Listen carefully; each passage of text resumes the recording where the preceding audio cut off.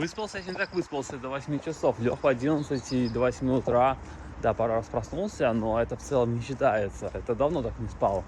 То есть, если я даже так поздно, когда просыпался, то обычно ложился поздно. А тут и рано лег, и поздно проснулся. Не, ну мне это нравится, на самом деле. Это большой прогресс, потому что тоже то, что очень сильно расшатало психику мою и нервную систему, это работа с клиентами, когда ты просыпался и ждал сообщения от WhatsApp. А это еще как бы до сих пор где-то след остался.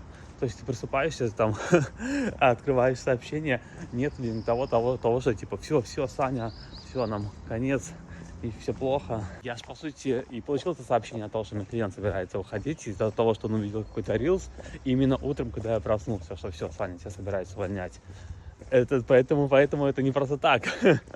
Но это еще обусловлено тем, что когда работаешь там, в Америке, разница в часовых поясах, и, естественно, сообщения тебе приходят в этом плане. Но это вообще отдельная история. Если даже работать с клиентами, то желательно общаться только по имейлу, либо даже если мессенджеры, то отвечать, будет именно тогда, когда удобно. Там, либо ставить беззвучный режим, отключать именно уведомления, приходишь и смотришь. Потому что быть на связи всегда, это дело не очень хорошее, на самом деле, и ничему хорошему оно не приводит. Вот, отвечать тогда, когда ты можешь, и там один раз в день зашел, посмотрел и ответил. Все, этого достаточно. Очень редко бывает то, что форс-мажор, когда человеку нужно ответить прямо здесь и сейчас.